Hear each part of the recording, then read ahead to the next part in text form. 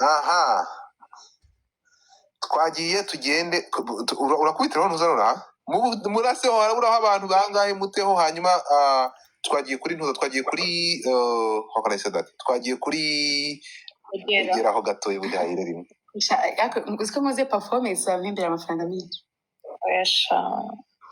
okay tubikoresho twongera kuko Rwanda uraberewe kuko ugira bisa kwigira ni gahunda zo gukira umuntu ukere kure mu gusangira sinkucure umuvandimwe Rudasumbwa Kagame Paul intwari yacu intore iganje yap ati ebana umva big time kabisa so ngayo nguko ntekereza ko challenges tutagiye gukora ndabona aba divine wase ese divine wase cyangwa Oyane twayezu.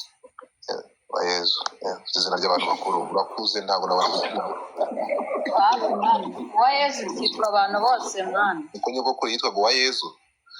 Anyway, so urakoze cyane Bwiza, twereke iyo nshuti yawe, twereke your best friend, hanyuma noneho nze tugana ku musozi. Manzi genda umukize genda umuzane umwana wacu kuko kujya kumuzana genda umuzane yitwa Pony inshuti yanjye yitwa Pony Rashize Honey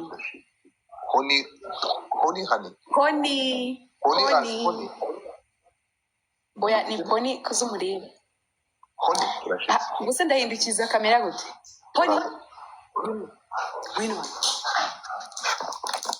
rengu uyu hano Pony wino hano Pony wino urebe mwana muri kamera Rashize Pony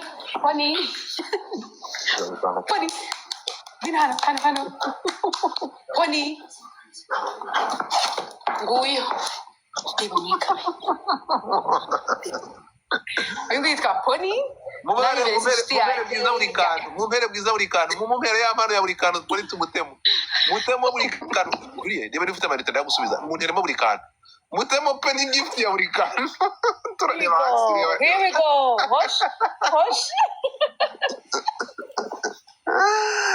uriya niwe yitwa Pony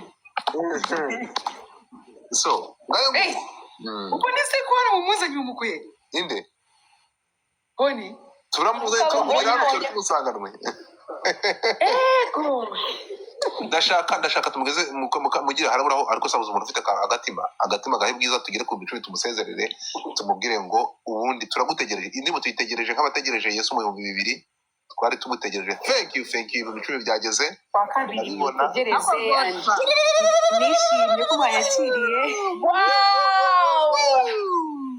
Jesus. Thank you, mom. mwakoze cyane ndishimye none se bayabona gute ndaza kubikubwira kuri telefone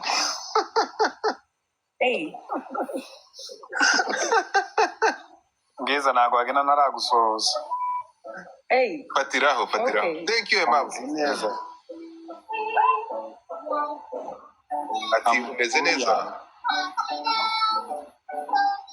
mani va mu izo ndirimbo bro ufite imiziki ntabwo uvuga ngo yumve sure kamite nyimyutinga nirukanka okay wari ukimuvugisha twagiye kuri tuvugangura yego okay Joboy nta kibazo kunyandikira Bwiza amakuru yawe umeze neza meze neza cyane honestly like njye indirimbo zawe ndazikunda so much njye ntekereza nta n'indirimbo ishobora gusohoka ngo mbiyobere